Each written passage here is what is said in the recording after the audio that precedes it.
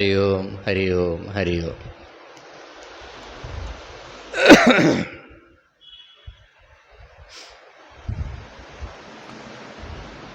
हरि ओम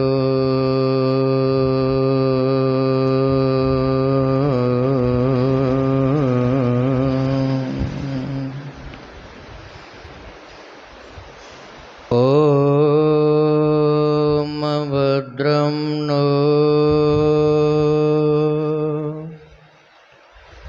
अभिवातयमनः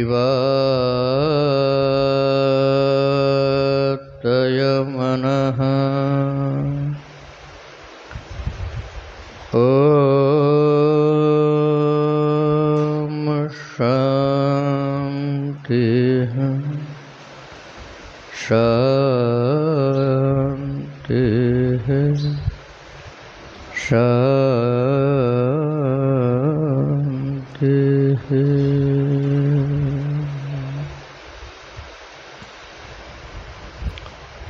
कृष्णाय वासुदेवाय हरये परमात्मने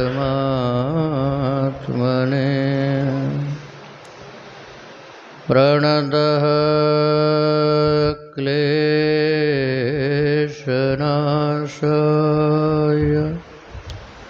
गोविन्दाय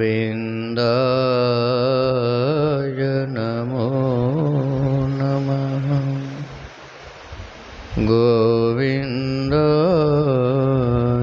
नमो नमः। ओम शान्तिः शान्तिः शान्तिः।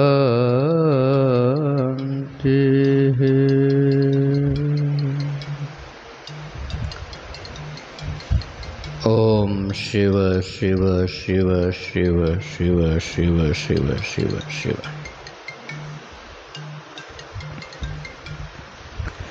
परमात्मा के असीम अनुग्रह से भगवत कृपा से विगत कुछ दिनों से हम लोग गीता भवन के इस पवित्र प्रांगण में श्रीमद् भगवद गीता जी के अष्टम अध्याय का आश्रय लेकर के जीव कैसे अपने अविनाशी स्वरूप को प्राप्त कर सकता है, मरण धर्म शरीर का त्याग करके कैसे अविनाशी स्वरूप में प्रतिष्ठित हो सकता है, उसकी क्या साधना है, उसकी क्या गति है, उसका विचार हम सब लोग कर रहे हैं। आइए श्रीमद् भगवद गीता जी के अष्टम अध्याय के पहले कुछ श्लोकों का उच्चारण कर लेते हैं, फिर विचार क्रम प्रारंभ करते हैं जिस क्रम से हम लोग पुनः पहले विचार कर रहे थे। 12 नंबर श्लोक से उच्चारण हम लोग आज प्रारंभ करेंगे। कुछ श्लोकों का उच्चारण करते हैं। ओम श्री परमात्मने नमः।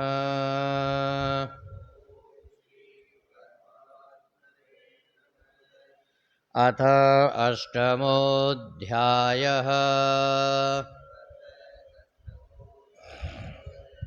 श्रीभगवानुवाच सर्वद्वाराणि संयम्य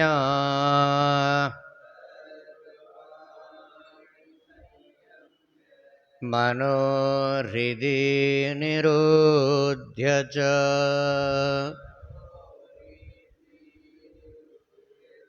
मूर्धन्याधायात्मना प्राणम्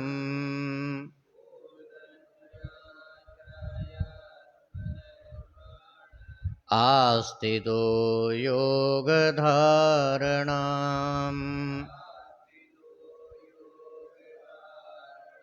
ओमित्येकाक्षरं ब्रह्म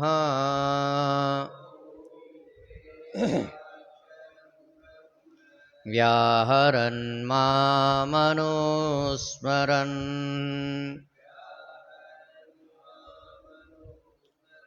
यः प्रयाति त्यजन् देहम्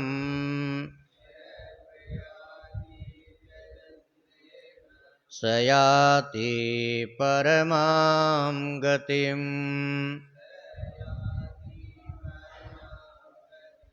अनन्यचेतः सततम् यो मां स्मरति नित्यशः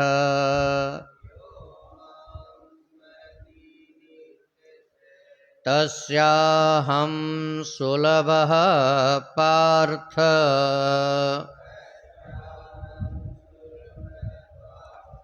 नित्ययुक्तस्य योगिनः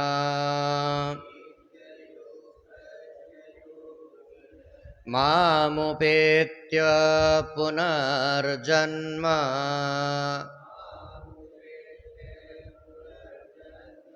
दुःखालयम् अशाश्वतम् नाप्नुवन्ति महात्मानः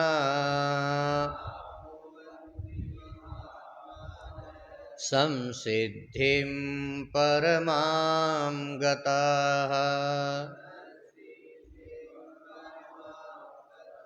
आब्रह्मा भुवनात् लोका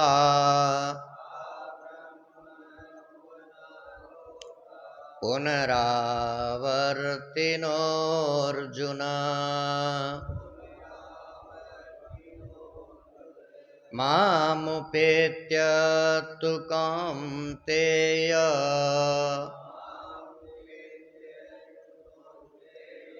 पुनर्जन्म न विद्यते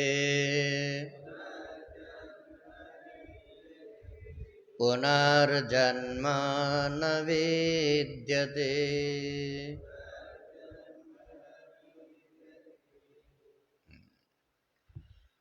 ये 16 नंबर श्लोक तक महामृत्युंजय की साधना का एक पर्व है। 6 नंबर श्लोक से प्रारंभ हुआ था और 16 नंबर श्लोक में वो साधना कंप्लीट होती है। ये विषय विभाग हम लोगों ने पहले देखा था कि 16 नंबर श्लोक तक यहाँ पर विशेषतः महामृत्युंजय की साधना का वर्णन किया है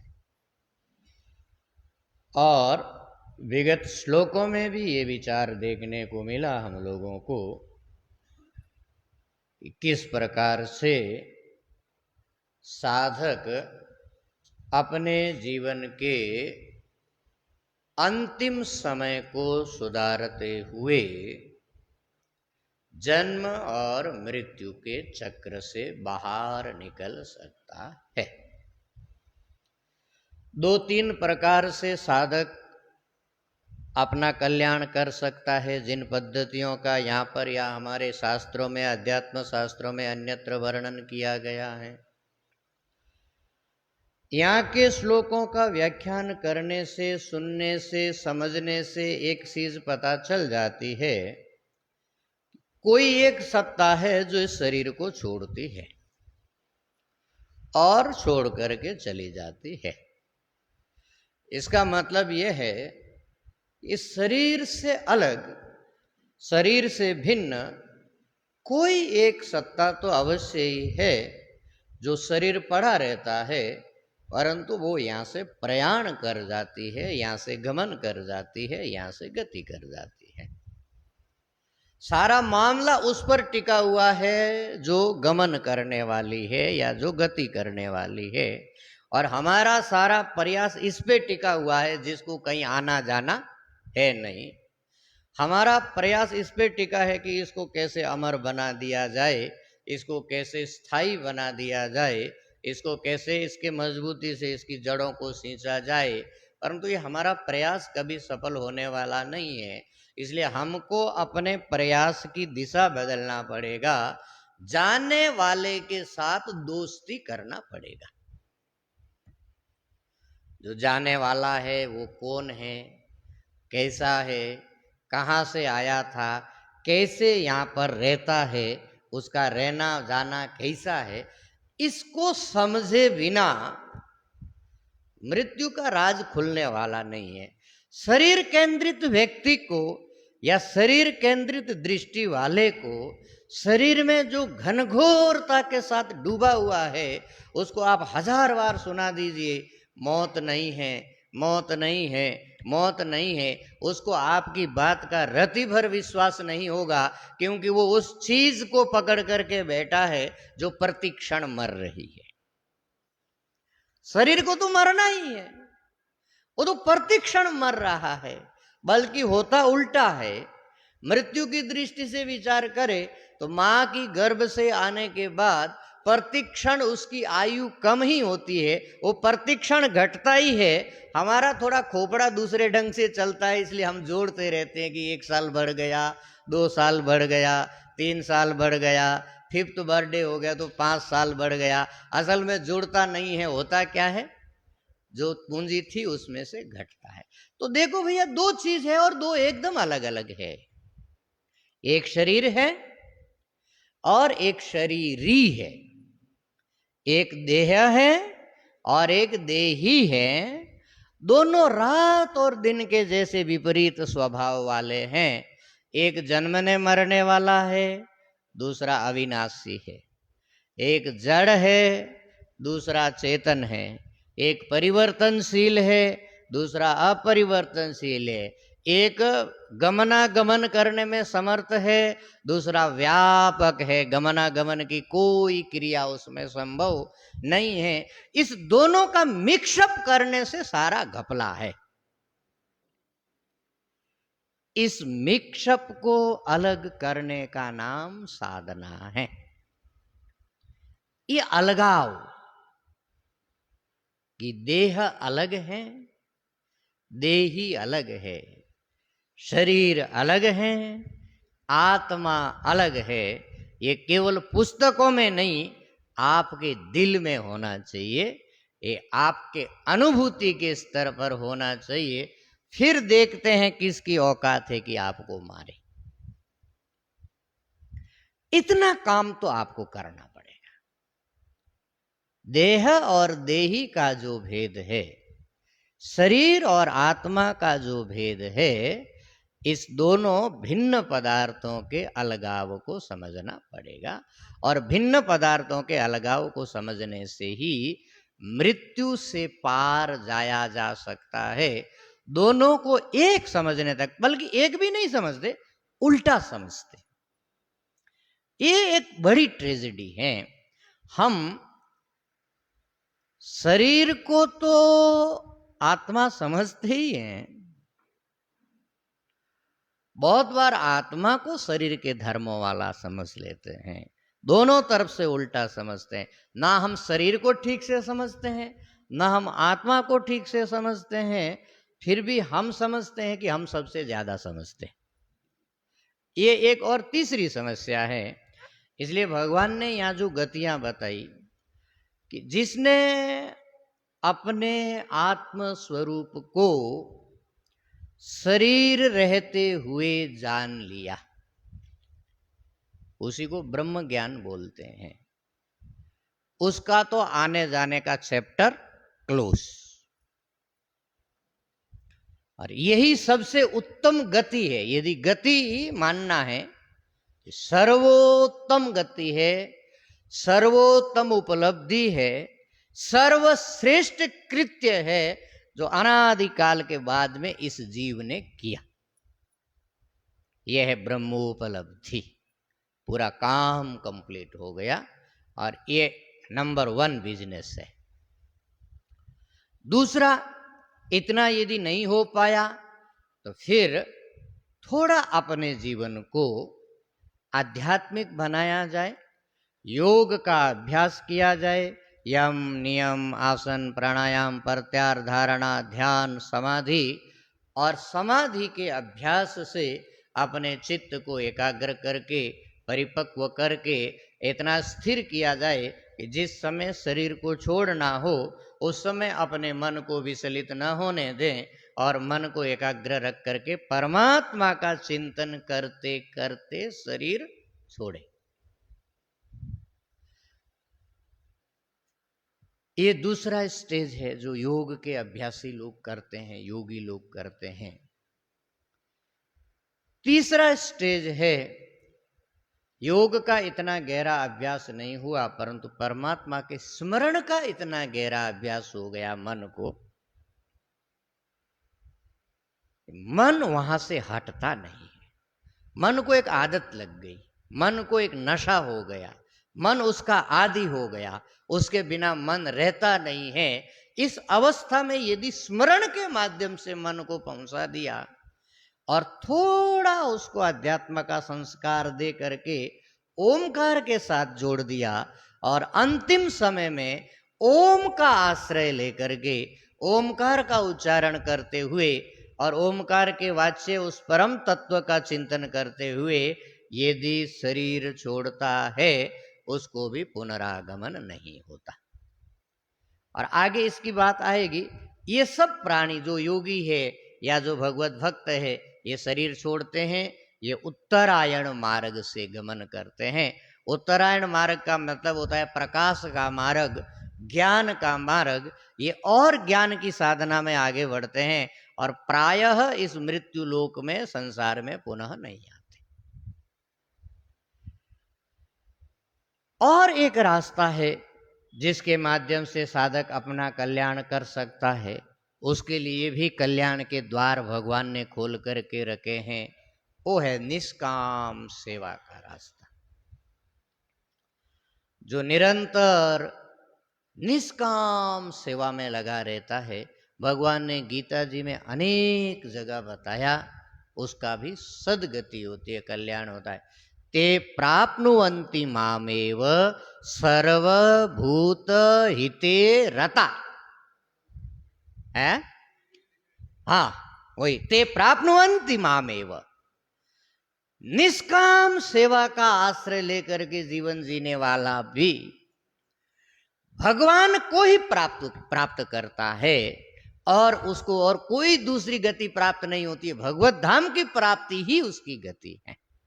प्रक्रिया भले ही उसकी थोड़ी अलग या लंबी हो सकती है परंतु ते प्राप्नुवन्ति माम एव लगा करके भगवान ने यहाँ पर क्लियर कर दिया, मुझे ही प्राप्त करते हैं, जमराज के द्वारे पर वो जाने वाले नहीं हैं। तो सेवा से भी कल्याण हो सकता है भैया।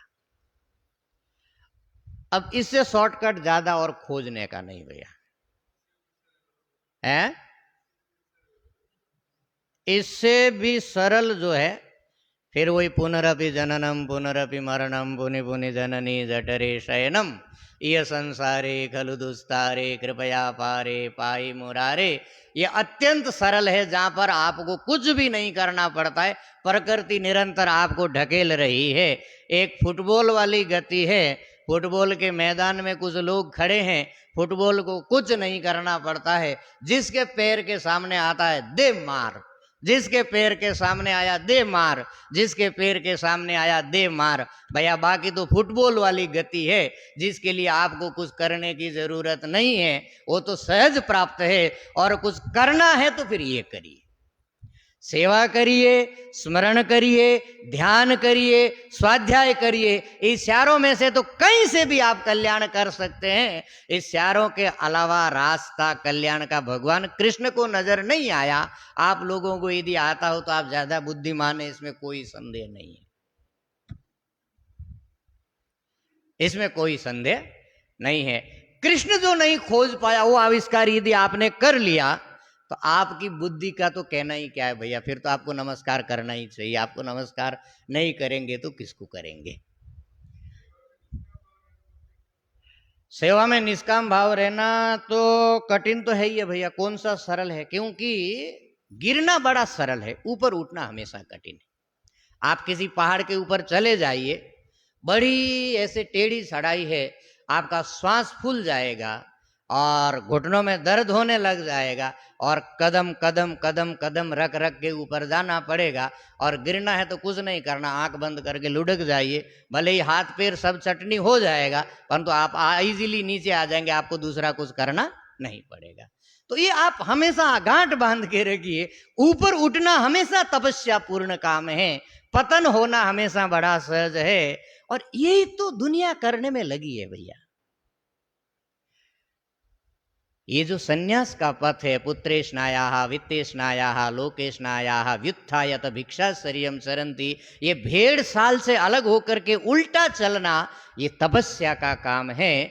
पुत्रेष्णा को, वित्तेष्णा को, लोकेष्णा को, सारी ऐष्णाओं को, सारी वासनाओं को, सारी चाहनाओं को, सारी डिमांड को छोड़ करके कोई माई का लाल सूरवीर भगवान के पथ पर आगे बढ़ता है। भैया ये खेती बाड़ी वाला काम नहीं है कि यहाँ सब भीड़ हो जाए बहुत ज्यादा, यहाँ मजबूत दिल चाहिए थोड़ा, तभी ये काम किया जा सकता है। इसलिए ज्यादा शॉर्टकट खोजने का नहीं भैया।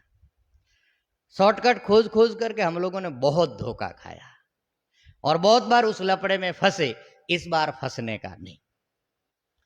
इसलिए ये कल्याण के मुख्य रास्ते यही है, निष्काम सेवा, हरिस्मरण, प्रभु का चिंतन ध्यान और ज्ञान की साधना। ज्ञान वाली साधना सद्य फल देती है, भगवत भक्ति भी सद्य फल देती है, भगवत स्मरण भी सद्य फल देता है, सेवा आपको परंपरा से भगवत धाम की प्राप्ति करा देती है। इन तीनों में से कल्याण के रास्ते का किसी को, भगवान को या भगवान के भक्तों को कोई संदेह नहीं है। और इसमें से जो किसी में फिट नहीं होता है, माने किसी स्कूल का स्टूडेंट नहीं है जो ना तो निष्काम सेवा वाली स्कूल में पढ़ रहा है, ना भगवत भक्ति वाली स्कूल में पढ़ रहा है, ना भगवत ध्यान वाली स्कूल में पढ़ रहा है, ना स्वाध्याय वाली स्कूल में पढ़ रहा है, वो आवारा है भैया, इधर उधर भटक रहा है, उसका कोई मालिक इस दुनिया में नहीं है। इसलिए आवारा नहीं रहने का, अपने सामर्थ्य के अनुसार, अपनी शक्ति के अनुसार, अपनी सेवा के अनुसार अपने कल्याण का रास्ता व्यक्ति को अपने आप चुनना चाहिए। हम लोग बड़े भरोसे में रहते हैं कि बेटे पोते तो करते ही रहेंगे, कुछ ना कुछ तो करेंगे ही करेंगे, उससे अपना काम हो जाएगा। उससे वो काम नहीं होने का है जो आपसे होने का है। एक चीज समझना चाहिए, दुनिया में हमको जो कुछ प्राप्त है वो कर्तव्य है, वो करना चाहिए, परंतु अपना कल्याण करना ये परम कर्तव्य है। दुनिया का कर्तव्य यदि करते करते पीछे छूट भी गया तो आपकी न्यू जनरेशन, आपकी नेक्स्ट जनरेशन उसको पूरा कर सकती है, परंतु कल्याण का काम यदि आधा रह गया तो आपके अलावा उसको कोई और दूसरा पूरा नहीं कर सकता। और फिर आपको कब चांस मिलेगा इसकी भी कोई गारंटी नहीं है। इसलिए जस्ट टू बी सीरियस, इस मामले में कंप्रोमाइज करने का नहीं भैया, नहीं तो धोखा हो सकता है। इस चीजों को सीरियसली लेना चाहिए कि एज अ ह्यूमन बीइंग, एक मानव का तन पा करके, एक मनुष्य का शरीर पाके, कल्याण की सारी सामग्रियां उपलब्ध होने पर भी यदि कोई अपना कल्याण न कर पाए तो उसको तो कर्म फूटा ही कहा जा सकता है। इसके अलावा उसके लिए फिर और कोई शब्द बचता नहीं है। इसलिए ये जो बातें हैं, इतने दिन हम लोगों ने जो सुना, ज्ञान की बात, ध्यान की बात, भक्ति की बात, सेवा की बात, ये केवल मनोरंजन के लिए नहीं, केवल आध्यात्मिक चिंतन भर के लिए नहीं, अपने जीव के उद्धार के लिए हैं। अनादिकाल से जन्म बंधन के चक्र में पड़े हुए इस जीव को जन्म मरण के चक्र से बाहर काटने के लिए है, बाहर निकालने के लिए है। अब एक प्रश्न साधक के मन में रह जाता है, संसार में हम बहुत बार देखते हैं, लोग एडवर्टाइजमेंट बहुत करते हैं, परंतु जैसे एडवर्टाइजमेंट होती है ऐसा प्रोडक्ट मिलता नहीं है। एडवर्टाइजमेंट कुछ ज्यादा होती है, प्रोडक्ट कुछ हल्का मिलता है। कहीं ऐसा तो नहीं है यहाँ कि भगवान ने एडवर्टाइजमेंट बहुत कर दिया हो और प्रोडक्ट कुछ 19-20 हमारे हाथ में लग जाए। इसलिए भगवान दोबारा रिकन्फर्म कर रहे हैं कि प्रोडक्ट एडवर्टाइजमेंट से भी ज्यादा अच्छा है, प्रोडक्ट में कोई कमी नहीं है। 12वां श्लोक देखिए।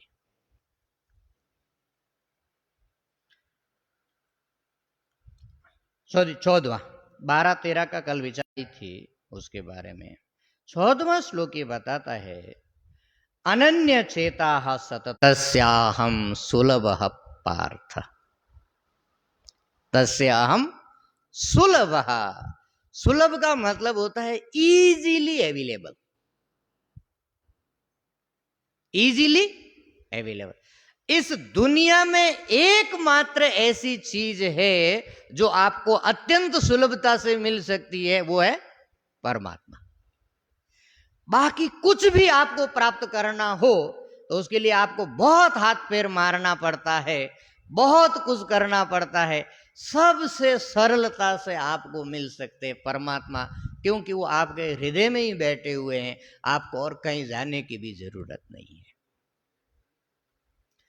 जस्ट आपको इन्वर्ट होने की जरूरत है।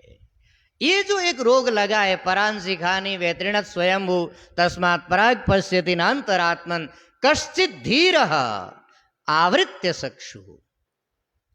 हम जो ये निरंतर बाहर खोजते रहते हैं, दुनिया के उस पदार्थ में मिल जाएगा, उस जगह में मिल जाएगा, उस काम में मिल जाएगा, उस वस्तु से मिल जाएगा, परंतु जो परम सुख स्वरूप है वो आपको खोजने। पहले दिन भी हम लोगों ने जब एक बार विचार किया था पंचकोश विवेक का, हमारे साधना में कमी यही रह जाती है, इधर उधर हम बहुत खोजते हैं परंतु जो खोजने वाला है वो पीछे रह जाता है। जहां पर खोजा जा रहा है वहां पर मिलने वाला नहीं है। आखिर है वो खोजने वाला स्वयं। जरा दृष्टि इधर डालना कि खोजने वाला कौन है।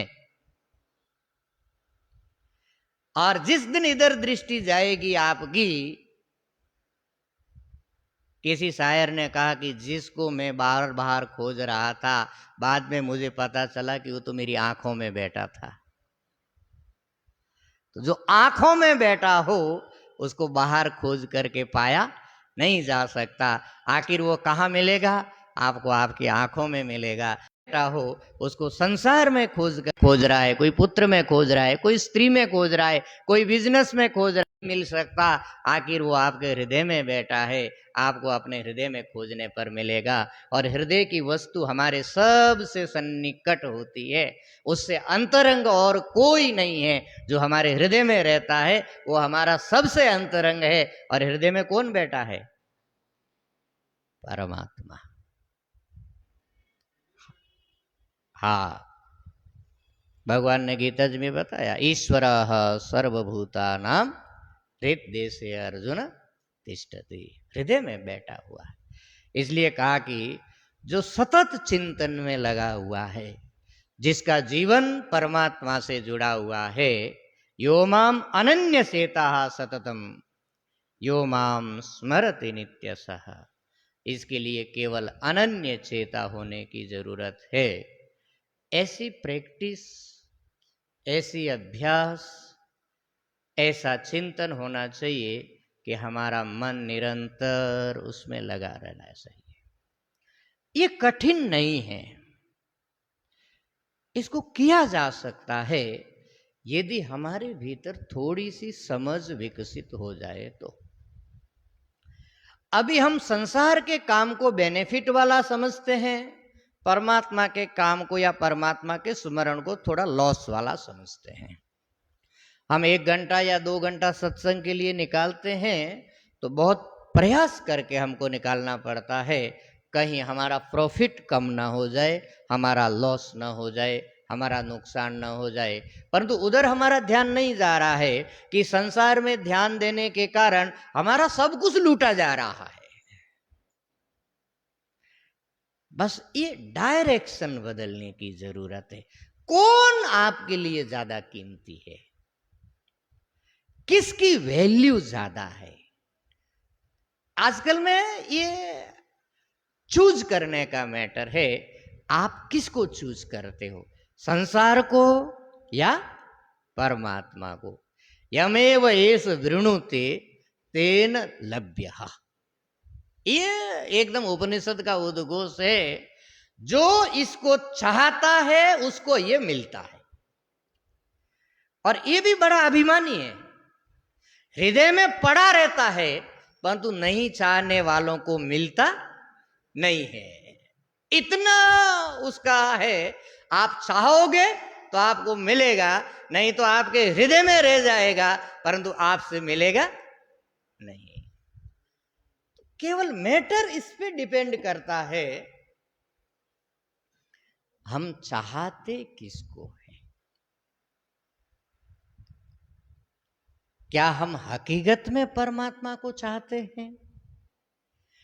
क्या हमारे भीतर वो आग पैदा हो गई है? परीक्षे लोकान कर्मचितान ब्राह्मणों निर्वेद मायात नास्ति अकृतः कृतेन स गुरुमेवाभिगच्छेत समित पाणि ही श्रोत्रियम ब्रह्मनिष्ठम। इस अवस्था को हमारा चित्त पहुंचा कि नहीं पहुंचा, इतना परिपक्व हम बने कि नहीं पहुने, हमको ये समझ में आ जाए संसार के किसी भी पदार्थ से हमारा कोई भला होने वाला नहीं है। कोई व्यक्ति हो, खूब प्यास लगी हो और गर्मी का महीना हो, मई जून का महीना हो, और किसी मारवाड़ के रण में चला गया हो, पसीने से तरबतर है, कंठ भी सूख रहा है और सामने एक बड़ा समुद्र लहरा रहा है पानी का। कोई समझदार बंदा उसमें डुबकी लगाने जाएगा कि नहीं जाएगा?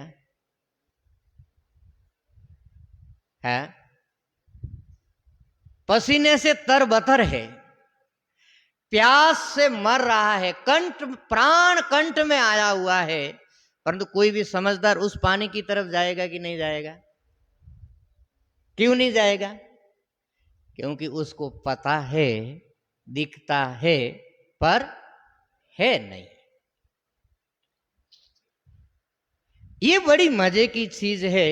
दुनिया में बहुत कुछ दिखता है परंतु होता नहीं है। हम ये दिखने के चक्कर में पड़ गए, दिखने को जो आपने मान लिया यही गड़बड़ है। सुंदर है सो है सदा, नहीं सो सुंदर नहीं, नहीं सो प्रकट देखिए, है सो दिसत नहीं। ये ट्रेजेडी है। हमको ये दुनिया सुखरूप लगती है, आनंद का भंडार लगती है, काम्य लगती है, आकर्षणीय लगती है, इसमें हम उन्मत्त रहते हैं।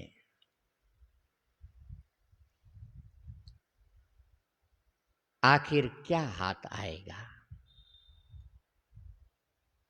कौन सी यहां की वस्तु है जो साथ जाएगी? आपका धन कभी आपको उठ करके बोलेगा कि भैया तुमने तो हमारे लिए बहुत तप किया, खाने पीने तक तुमने छोड़ दिया मेरे लिए, नींद तक तुमने छोड़ दिया बहुत बार मेरे लिए, हजारों रोगों से तू आक्रांत हो गया मेरे लिए, तुमने अपनी उम्र कम कर दी मेरे लिए, अब तू यहां से प्रयाण कर रहा है, कोई नहीं चलेगा तो चल मैं तेरे साथ चलता हूं। बोलेगा आपका धन आपको? जिसके लिए हम लोग दिन रात रोते रहते हैं। और कोई वस्तु हमको बोलेगे कि चल बाकी को जाने दो भाड़ में, मैं चलता हूं तुम्हारे साथ। धनानि भूमौ पशवश्च गोष्ठे भार्या गृहद्वारी बंधु श्मशाने देह स्थितायाम परलोक मार्गे कर्मानुगो गच्छति जीवः एकः। ये बस याद हमको नहीं रहता है कि कर्मानुगो गच्छति जीवो एकः। है। श्लोक का अर्थ मैं कम से कम 10 बार तो यहां इस हॉल में बता चुका हूं। इस श्लोक, ये मेरा बड़ा प्यारा श्लोक है। मैं जब भी बोलता हूं तो 2-3 दिन में ये श्लोक जरूर रिपीट होता है। कम से कम 10 बार इस श्लोक का अर्थ मैं यहां बता चुका हूं, फिर बताऊंगा। क्योंकि बहुत बार जब माचिस थोड़ी भीग जाती है चातुर्मास के महीने में, तीली भी थोड़ी गीली हो जाती है। एक बार घिसने से, 2 बार घिसने से, 3 बार घिसने से कभी ना कभी आग पकड़ती है, और कभी कभी टूट भी जाती है, नहीं भी पकड़ती है। परंतु यदि पकड़ जाए तो अच्छी बात है। कुछ नए श्रोता है, अच्छा ठीक है, बताता हूं, उसका भी बताता हूं। तो मूल बिंदु ये है, आपको परमात्मा मिलेगा कि नहीं मिलेगा इस जीवन में, मौत से पहले पहले परमात्मा से मुलाकात होगी कि नहीं होगी, इसमें परमात्मा की तरफ से कोई देरी नहीं है, देरी हमारी तरफ से है। मेन पॉइंट ये है जहां पर हमको ध्यान देना है। हमारी तरफ से क्या देरी है? देरी है चूज करने की, चयन करने की, परमात्मा को हम चाहते हैं कि नहीं चाहते हैं। संसार को चाहेंगे तो संसार मिलेगा, और परमात्मा को चाहेंगे तो परमात्मा मिलेगा। जिसकी आपके भीतर तड़प होगी, जिसकी आपके भीतर चाह होगी, जिसकी आपके भीतर आकांक्षा होगी, जिसके लिए आपके प्राण तड़पेंगे, दुनिया में वो मिलेगा भैया। ये नियम है। जिसको आपने चाहा वो आपको मिला, और आज तक जो मिला, जिसको आपने चाहा, और भविष्य में आपको वही मिलेगा जो आप चाहेंगे। तो परमात्मा हमको मिलेगा कि नहीं मिलेगा, ये इस पे डिपेंड करता है हम परमात्मा को चाहते हैं कि नहीं चाहते हैं। अच्छा, इसमें तो कोई संदेह है ही नहीं कि हम संसार को तो चाहते हैं कि नहीं चाहते। ये तो हमारी ओपन चॉइस है, एंड चॉइस फॉर एवर। जन्म जन्मांतरों का हमने वो क्या करके रखा है, इसके साथ टाई अप करके रखा है। बोले मैं जितनी बार आऊंगा तुमसे प्यार करूंगा, ये हमारा वादा है संसार के साथ। जब भी आऊंगा, जिस रूप में भी आऊंगा, जिस योनि में भी आऊंगा, बाकी सब कुछ भले ही बदल जाए, परंतु तेरा और मेरा जो प्यार का रिश्ता है ये बदलने वाला नहीं है। मैं जब भी करूंगा इस संसार से प्यार करूंगा, ये टाई अप है हमारा संसार के साथ, ये डाइवर्स होना चाहिए। ये जब तक इसके साथ हमारा डाइवर्स नहीं होगा, तब तक परमात्मा के साथ हमारा संबंध नहीं बन सकता। क्यों? क्योंकि जहां काम तहां राम नहीं। ये बात जो है समझना पड़ेगा। काम और राम एक जगह रह नहीं सकते। आज तक हमको परमात्मा क्यों नहीं मिले? केवल इसका इतना ही कारण है, हमने उनको चाहा नहीं। और कब मिलेंगे? कितनी देरी है? बस उतनी देरी है कि हम उनको चाहने लगे। हम तो अभी चाह लेंगे। हाँ, इतना सरल नहीं है। संसार के साथ जो चाह है, विषयों की जो वासना है, विषयों का जो आकर्षण है, उसमें जो चेतना डूबी हुई है, उसको वहां से वो लिपटी हुई है। मधुमक्खी जैसे शहद में या मक्खी जैसे गुड़ में लिपट जाती है, वो वहां लिपटी हुई है। अभी उड़ने का सामर्थ्य उसमें हुआ नहीं है। आप जरा पहले पंख वंख थोड़ा धो दीजिए, सत्संग से, ज्ञान से, विवेक से, वैराग्य से, वहां से उड़ सके इस कंडीशन में आ जाइए। फिर परमात्मा को चाहिए, देखते हैं क्यों नहीं मिलता है। वो क्या क्या कंप्लेन है उसको? कोई कंप्लेन नहीं है। तस्या हम सुलभ पार्थ, भगवान कह रहे कि मैं उसके लिए सुलभ हूं, सहज हूं, हमेशा उपलब्ध हूं। बल्कि संसार एवर प्रेजेंट नहीं हो सकता। आपको घर से चल के दुकान तक जाना पड़ेगा, तभी आपको आपका बिजनेस मिलेगा। एक कदम चले बिना दुनिया की कोई वस्तु नहीं मिलती है। परमात्मा केवल है जिसके लिए आपको एक कदम नहीं चलना है।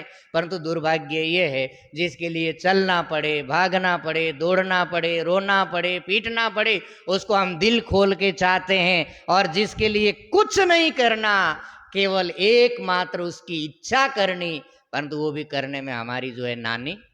ठीक है, ज्यादा नहीं बोलने का। हे राम।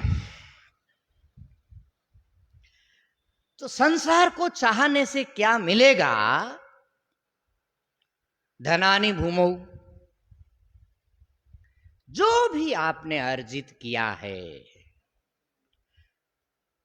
बैंक में हो, किसी को उधार दिया हुआ हो, किसी को कर्जे के रूप में दिया हो, तिजोरी में बंद हो, धनानि भूमौ, जहां पड़ा है वहां रहेगा, एक कदम आपके साथ चलने वाला नहीं है।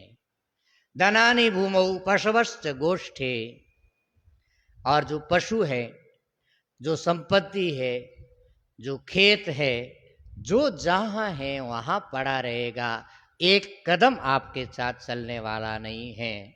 धनानि भूमौ पशवश्च गोष्ठे भार्या गृहद्वारी,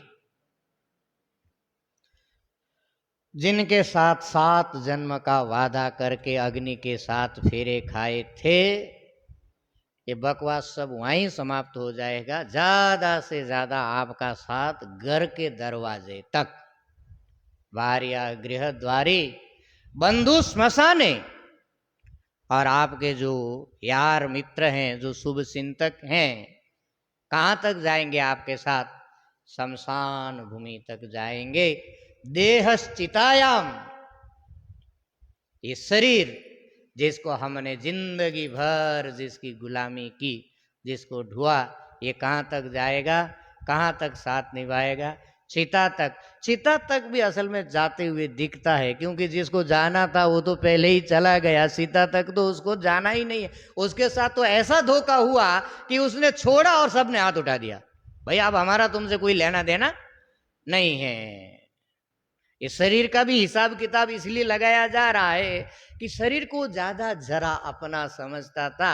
बाकी की ये जो यात्रा है, ये केवल शरीर के साथ यात्रा है। उसके साथ तो धोखा उसी समय हो गया जिस समय उसने शरीर छोड़ा। एक बार यदि आंख लग जाए तो ये बात गांठ बांध के रखने का कोई किसी का नहीं। ये सच्चाई है कि नहीं है, जरा बताइए, अपने दिल पे हाथ रख के बताइए। है?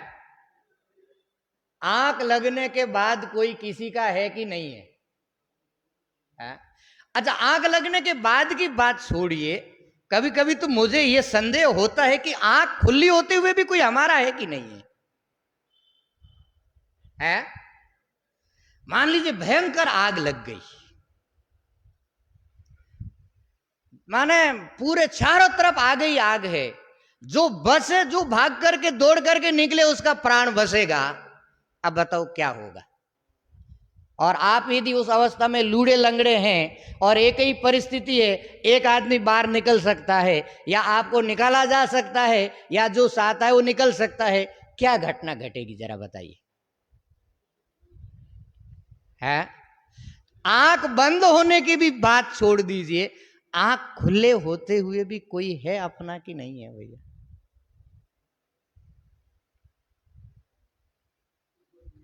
बात है विचार करने लायक है। बाकी जो कुछ हम निभा रहे हैं, ये संसार धर्म है, ये कर्तव्य है, इसका यथोचित पालन करना चाहिए, इसमें शास्त्र का कहीं विरोध नहीं है।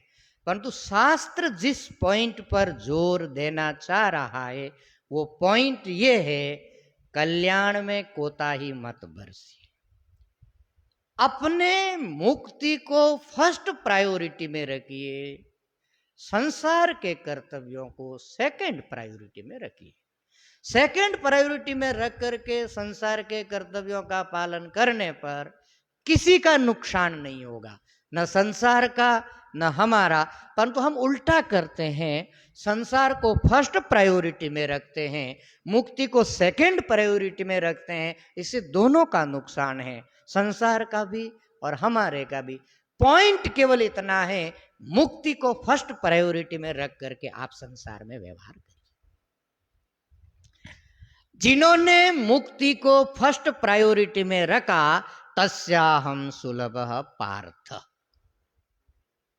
उसके लिए भगवान कह रहे हैं कि मैं अत्यंत सुलभ हूं, सहजता से मिल सकता हूं, क्योंकि उसने उसका वर्ण किया है, उसने उसका चयन किया है, उसने उसको चाहा है, और जिसने चाहा है उसको मिला है, जिसने नहीं चाहा उसको नहीं मिला। और चाहने के 4 तरीके हैं भैया। आप चाह रहे कैसे पता चलेगा? या तो आप निष्काम सेवा में डूबे हैं,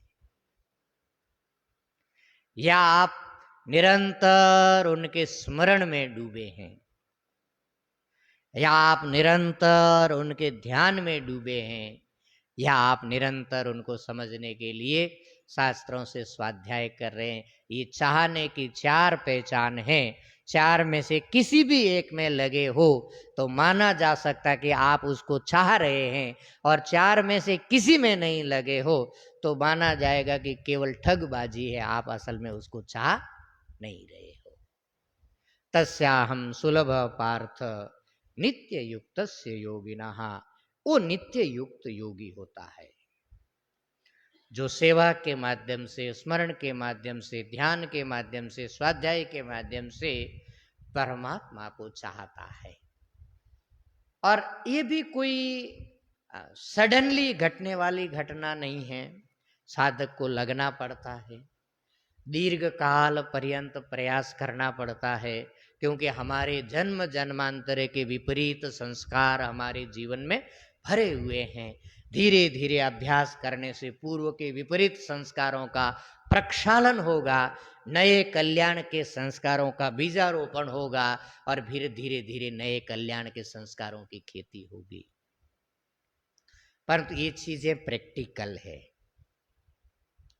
ये चीजें करने योग्य हैं, और जो करेगा उसी को मिलेगा, जो नहीं करेगा किसी चमत्कार के आशा में यदि बैठा रह जाए, पता नहीं कोई गुरु आ जाएगा, शायद उसकी कृपा से हो जाएगा, पता नहीं भगवान कभी कृपा कर लेंगे तब हो जाएगा, उनका आज तक हुआ नहीं और भविष्य में भी होगा, उसमें मुझे बहुत संदेह है।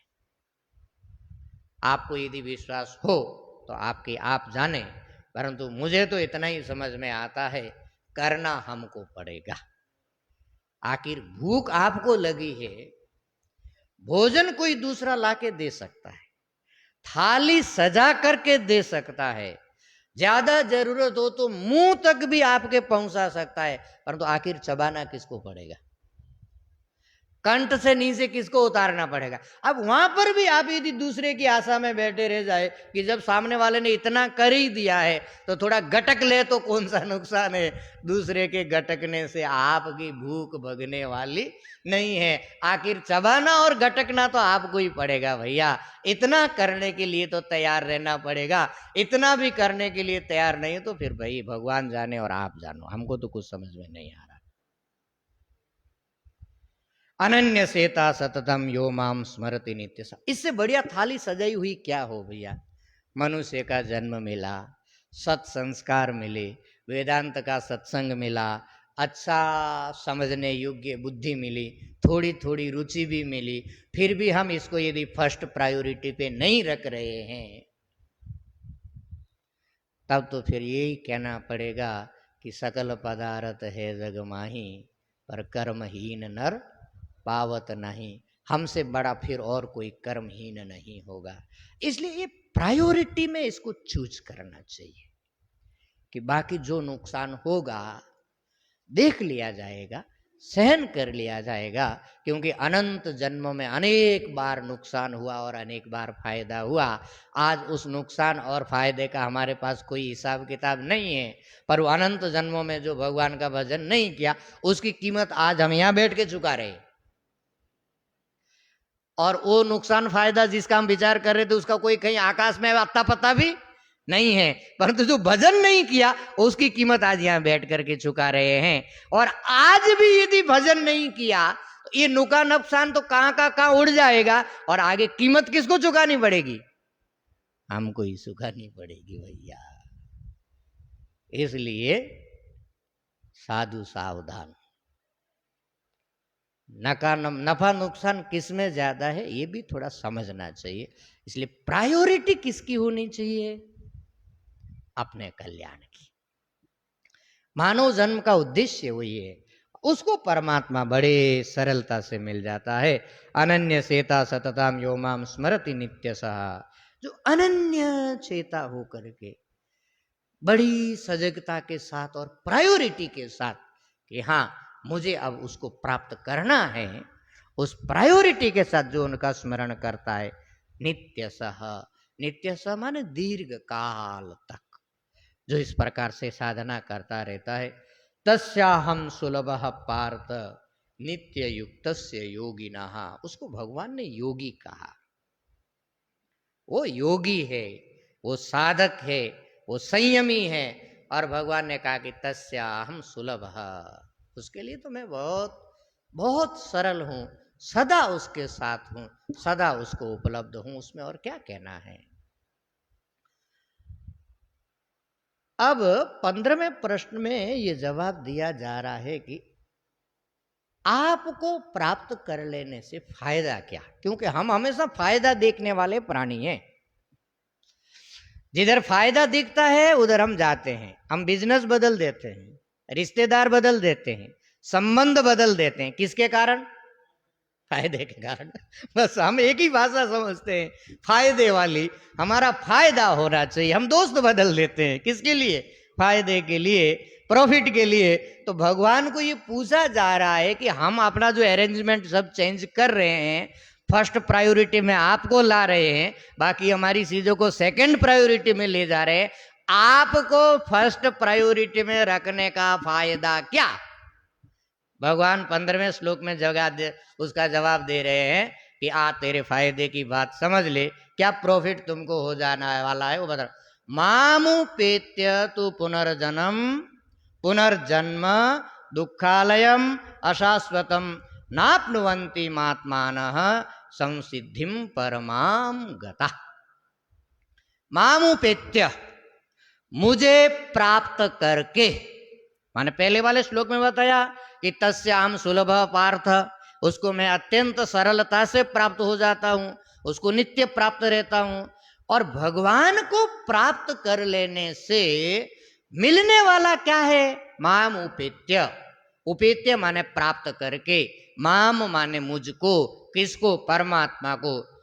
पुनर्जन्म न आपनुवंती, ये न आपनुवंती नीचे वाले लाइन में वहां जोड़ेगा, पुनर्जन्म को प्राप्त नहीं करता है। आगे इससे बड़ा कौन सा तीर मार लिया, पुनर्जन्म यदि नहीं प्राप्त किया तो। ऐसा कुछ आकर्षणीय प्रॉफिट तो दिख नहीं रहा है। हाँ प्रॉफिट कुछ होगा, परंतु कुछ बड़ा प्रॉफिट कुछ नहीं दिख रहा है। भगवान ने कहा कि अरे पगले, इतना बड़ा प्रॉफिट तुमको नजर नहीं आ रहा है। जन्म का 2 विशेषण दिया। जन्म ही क्या है? दुखालयम। जन्म क्या है? दुखालयम है। जन्म ही दुख की खान है भैया। और जब तक जन्म लेना पड़ेगा तब तक रोना पड़ेगा, ये गारंटेड बात है। दुखालयम और अशाश्वतम, दुखालय भी है और जन्म कोई चिरस्थायी नहीं है। वही पुनरपि जननम पुनरपि मरणम पुनि पुनि जननी जठरे शयनम।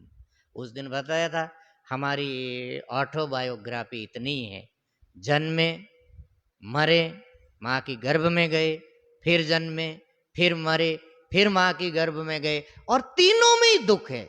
माँ के गर्भ में दुख, जन्म लेकर के जो जीवन यात्रा जी रहे हैं, इसमें कभी कभी कोई छांटा सुख का कहीं से पड़ जाए, वो भी तपे हुए तवे पर जितनी देर टिकता है पानी की बूंद, उतनी देर टिकता है कि नहीं टिकता है, फिर धुल जाता है। वो जन्म का दुख और मरण का दुख तो भैया है ही है। तो इस पूरे चक्र में देख लीजिए कि आपको कहां पर सुख लग रहा है। दुखालयम और अशाश्वतम, और कोई गति नहीं है। हमेशा हमारे भीतर दुख भूखी लगी रहती है, पता नहीं कब मर जाए, कब मर जाए, कब मर जाए, कब मर जाए। और जैसे ही मौत की थोड़ी सी आहट होती है, हमारी हार्ट बीट बढ़ जाती है, धकक धकक धकक धकक, गए गए गए, बस गए तो अरे बाप रे इस बार तो बस गए। अशाश्वतम, ये सारा हिसाब किताब क्लीन। किसको? मामुपेत्य, परमात्मा को प्राप्त करने से। और परमात्मा को प्राप्त किए बिना, अर्थात अपने असली स्वरूप को जाने बिना दुनिया में कुछ भी हो जाए, जन्म मरण मिटने वाला नहीं है। जन्म मरण केवल एकमात्र परमात्मा को उपलब्ध करके ही मिटेगा। और दुनिया के किसी पदार्थ में ये ताकत नहीं आपको जन्म मरण से बाहर निकाल दे, आपको मृत्युंजय बना दे। ऐसी कोई मेडिसिन पैदा नहीं हुई, ऐसा कोई डॉक्टर पैदा नहीं हुआ, ऐसा कोई तंत्र पैदा नहीं हुआ, ऐसा कोई मंत्र पैदा नहीं हुआ, ऐसा कोई जादू पैदा नहीं हुआ कि परमात्मा से मिले बिना आपको मृत्युंजय बना दे। और मृत्युंजय बनना है तो परमात्मा से मिलना ही पड़ेगा। और परमात्मा से जिस दिन आप मिल गए उस दिन कोई मंत्र नहीं, कोई तंत्र नहीं, कोई यंत्र नहीं जो आपको मार दे। बस राज इतने से में है, शरीर से आप अपने आप को कब अलग कर पाते हो। जिस दिन अलग हो गए उस दिन मृत्युंजय हो, जब तक चिपके हो तब तक जन्मना और मरना सब लगा हुआ है। तो मामुपेत्य पुनर्जन्म दुखालयम अशाश्वतम नाप्नुवन्ति ही। और वही असल में असली महात्मान, वो असली महात्मा है, महान आत्मा है, जिसने इस जीवन में परमात्मा को प्राप्त कर लिया। और ये जो अनंत जन्मों की एक वेदना भरी यात्रा थी, बार बार जन्मना मरना, जन्मना मरना। देखो एक बार मरने में इतना कष्ट होता है, पिछली वाले चीजों का तो हमको याद नहीं, परंतु इस वाले चीजों का मान लीजिए यदि अभी मौत आ जाए हमारे सामने, तो हमारे आंखों के सामने एकदम अंधेरा हो जाएगा। ऐसा आधा अधूरा कैसे छोड़ करके जा सकता हूँ, अभी तो वो काम बाकी पड़ा, वो बाकी पड़ा, ये बाकी पड़ा, मेरे बिना वो नहीं हो सकता, वो नहीं संभाला जा सकता। माने हमारे पैरों के नीचे से जमीन खिसक जाएगी कि ऐसा कैसे हो सकता है। हम विश्वास भी नहीं कर पाएंगे कि मौत आ गई हमारे पास। हम इसको मानने के लिए तैयार नहीं होंगे कि हमको अभी जाना चाहिए। ये कष्ट क्या इसी बार होता है? पिछली बार क्या हम लोग हंसते हंसते मर गए थे क्या? इतने भले आदमी थे क्या वहां पर? ये कष्ट हमने हर बार पाया। अभी जिस मौत का नाम सुन करके दिल कांपता है, हर बार ऐसा ही दिल कांपा। कितनी बार कांपा इसकी कोई गिनती नहीं है, कितनी बार कष्ट पाया इसका कोई गिनती नहीं। इसलिए दुखालयम, जन्म का भी ऐसा ही कष्ट है। मां के गर्भवास का जो कष्ट है वो जब याद करते हैं तो छाती कांपने लगती है। आप यहां पर आधा घंटा ठीक से पालकट्टी मार करके, पालती मार के बैठ नहीं सकते। घुटने दर्द करने लग जाते हैं, कमर दर्द करने लग जाती है, पैर सो जाता है। और माँ के गर्भ में 9 महीना ऐसा हाथ पैर एक छोटे से प्लास्टिक की थैली में बंधा हुआ उल्टा लटकना पड़ता है। और कम से कम 4 या 5 महीने के बाद में सुख और दुख की अनुभूति भी जीव को प्रकट हो जाती है। तो उस समय वो कितना कष्ट पा रहा होगा। अभी यदि 10 मिनट के लिए किसी बोरे में कस करके बांध करके यदि उल्टा लटका दे और थोड़ी एक तरफ आग जला दे और एक तरफ थोड़ी गंदगी रख दे, क्या हालत होगा? वही हालत है मां के गर्भ में। तो कहां पर रमणीयता है इस संसार में, हमको बताइए। कहां सुख है? क्या मृत्यु में सुख है? क्या मां के गर्भ में सुख है? बालपने में जहां पर अत्यंत अवश्य रहते हैं, गंदगी में पड़े रहते हैं। कोई दयालु आकर के उठा करके गंदगी से बाहर रख के साफ कर दे तो साफ, नहीं तो उसमें ही भले पड़े पड़े कीड़े पड़ जाए या सड़ जाए, शरीर में सामर्थ्य नहीं कि वहां से उठ करके अलग हो जाए। किसमें सुख दिखता है? क्या गर्भवास सुखदायक है? क्या मृत्यु सुखदायक है? क्या ये बालपना सुखदायक है? क्या वो यौवन सुखदायक है जहां पर काम जला रहा है, क्रोध जला रहा है, लोभ जला रहा है, मोह जला रहा है, अहंकार जला रहा है, नाना प्रकार की चिंताओं से जल रहे हैं, बिना गोली खाए नींद नहीं आ रही है? क्या ये बहुत सुखदायक है? क्या कौन सा पार्ट है संसार का जहां पर ये प्राणी दिल भर के सुख का भोग कर रहा है? बताइए, कहीं कोई दिख रहा है? इसलिए दुखालयम, ये जो भगवान ने शब्द यूज किया, मैंने एक बार कहा था ना, शायद कल या परसों ही चर्चा की, हम लोग निष्पक्ष विश्लेषण नहीं करते। बहुत बार हम भगवान की बात पे विश्वास नहीं करते, हम उसका तोड़ फोड़ के अर्थ लगाते। जब भगवान बोलते कि संसार दुखालय है, तो हम क्या समझते हैं? भगवान ने ठीक कहा, जो झोपड़पट्टी पे पड़े हुए हैं, जिनके पास रहने का घर नहीं, खाने का दाना नहीं, पहनने का कपड़ा नहीं, उनके लिए भगवान ने कहा है कि संसार दुखालय है। हम अपने आप को साइड कर देते,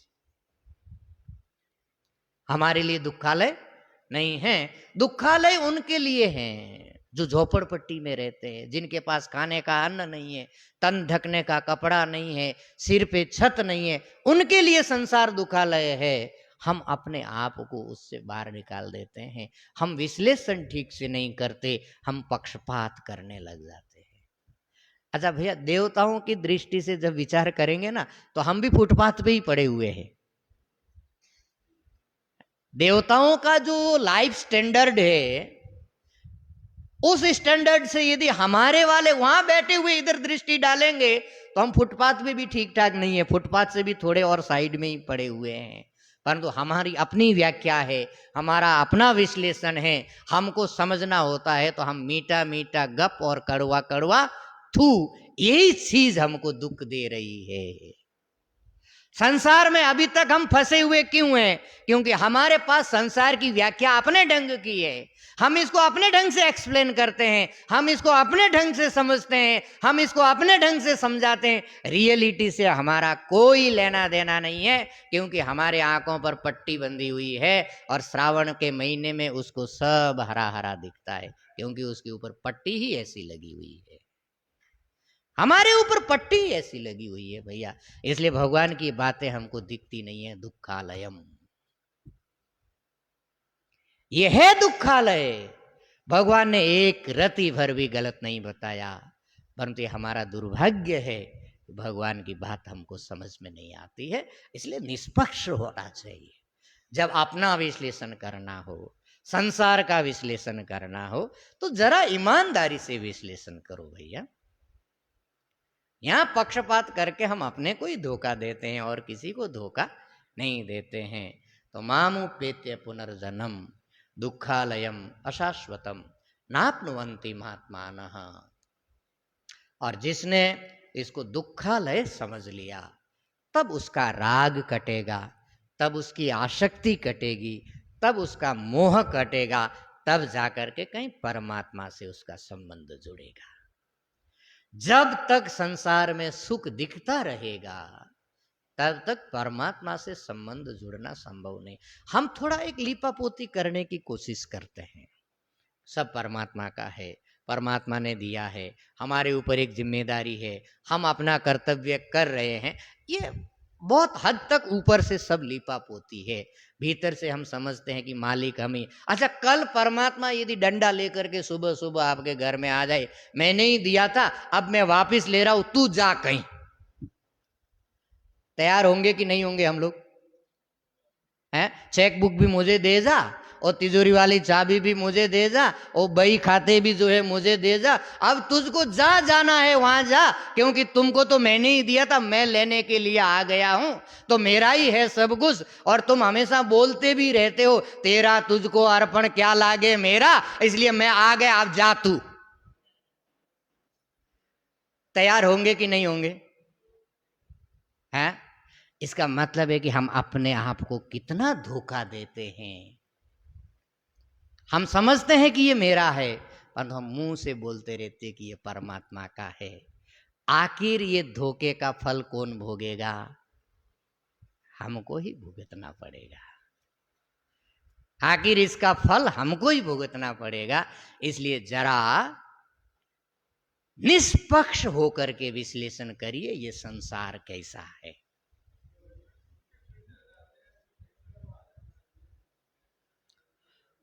अब ये है कि भैया जिनको समझ में नहीं आता है उनको ऐसा लगता है, परंतु जिनको समझ में आ जाता है उनको ऐसा नहीं लगता है। कल मैंने एक योग सूत्र सुनाया था, आज तो टाइम नहीं है, फिर कभी समय आएगा तो मैं विश्लेषण करूंगा। परिणाम ताप संस्कार गुण वृत्ति विरोधाच, संस्कारज दुःखैर गुण वृत्ति विरोधाच दुखम एव सर्वम विवेकिनः। इस संसार में कुछ ऐसी चीजें हैं, परिणाम, ताप, संस्कार, गुणवृत्ति विरोध, ये ऐसी चीजें हैं जिसको हम सुख समझते हैं, जो हमारे लिए सुखकर प्रतीत होता है, विवेकी को वहां पर भी दुख नजर आता है, क्योंकि वो भी आखिर ताप देता है, वो भी परिणत हो जाता है, वो भी संस्कार डाल करके जाता है, और वो भी त्रिगुणात्मक है। आपने देखा होगा कोई सुखानुभूति करते करते आप थक जाते हो, कोई अच्छा नाच गान चल रहा है, महफिल चल रही है, आनंद का वातावरण बना हुआ है और आप डांस कर रहे हो, कितनी देर तक नाचोगे? आखिर आपका अंग अंग दर्द करने लग जाता है, क्योंकि हर एक चीज त्रिगुणात्मक बनी हुई है, उसमें सत्व रज तम मिला हुआ है, और तमोगुण जब अपना अपना प्रभाव लाएगा, रजोगुण जब अपना प्रभाव लाएगा, वो दुख दे करके जाएगा। विवेकी को ये दुखालयम अशाश्वतम ये चीज दिखती है, हमको दिखती नहीं है। इसलिए संसार के बारे में जब निर्णय करना हो, जब विचार करना हो, जब चिंतन करना हो, निष्पक्ष दृष्टिकोण होना चाहिए।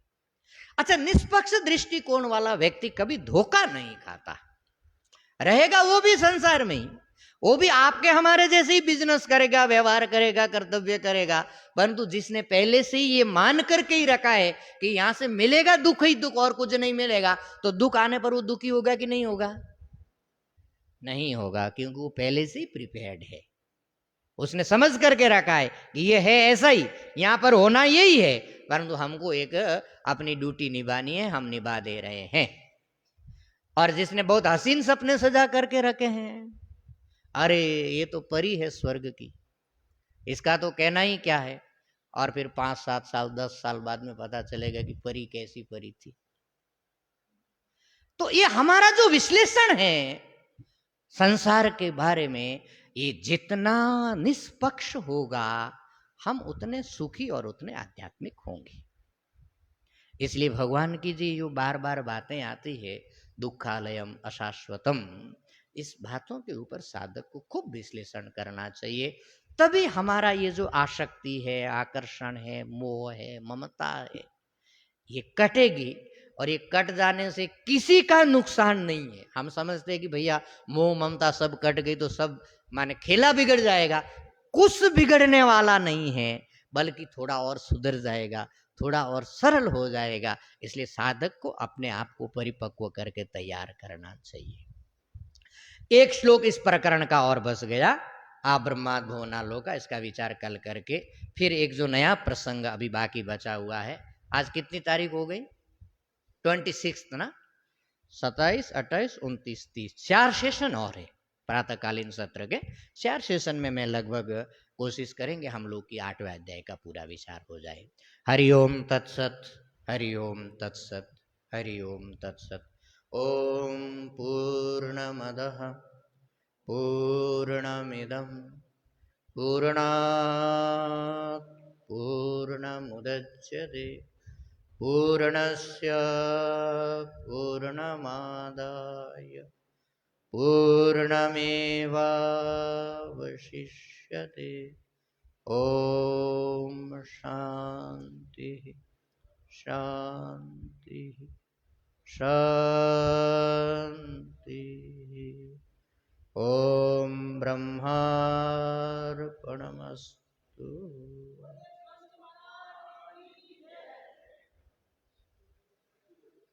शिव शिव शिव शिव शिव शिव शिव।